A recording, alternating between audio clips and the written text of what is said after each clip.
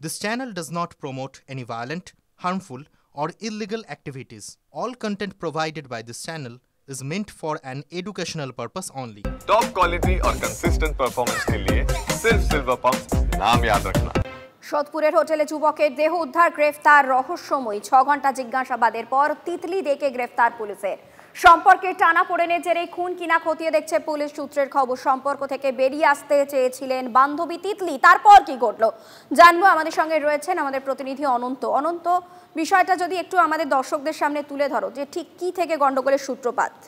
দেখো দর্শক, দেখো যে তিতলি দেখে যে গ্রেপ্তার করেছে পুলিশ, কালকে থেকে রাজ পর্যন্ত দফায় দফায় বেশ কয়েক দফায় জিজ্ঞাসাবাদ করেছে। পুলিশের কাছে স্বীকার করছে না যে তিতলি, যে তার যে প্রেমিক বাবলু মন্ডল, সে বিষ খেয়ে আত্মহত্যা করেছে। কিন্তু প্রশ্ন হলো, বিষ খেয়ে যে আত্মহত্যা করলো, তাহলে সে কোথায় ছিল, সে কি করলো? এই কথা পুলিশ তবুও তার কথা তদন্ত করে দেখছে যে আসল ঘটনা কি। সে কি বিষ খাইয়ে দিয়েছিল, না সে বিষ নিজে খেয়েছিল, না অন্য কোনো কারণের সাথে থাকতে পারে। আজকে তাকে ব্যারাকপুর আদালতে পুলিশ হেফাজতের আবেদন জানিয়ে গোলা থানার পুলিশ তাকে ব্যারাকপুর আদালতে পাঠাচ্ছে। এরপরে জানা যাবে তাকে জিজ্ঞাসাবাদের জন্য। জিজ্ঞাসাবাদের পরে জানা যাবে যে কি করে খুন হয়েছিল বা কি করে মারা গিয়েছিল বাবলু মন্ডল হোটেলের মধ্যে।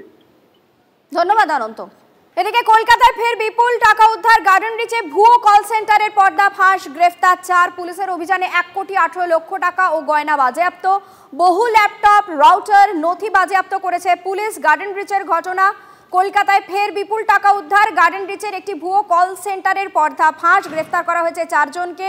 পুলিশের অভিযানে 1,18,00,000 টাকা বাজেয়াপ্ত হয়েছে।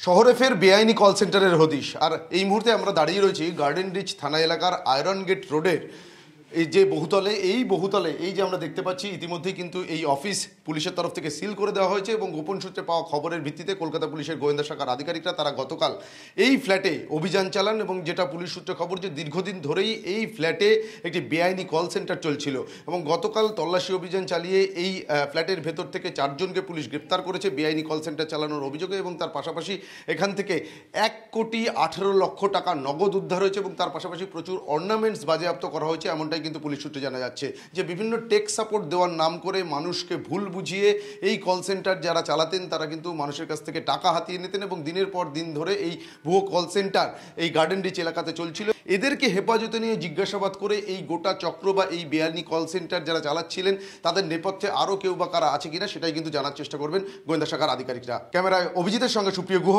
TV9 বাংলা।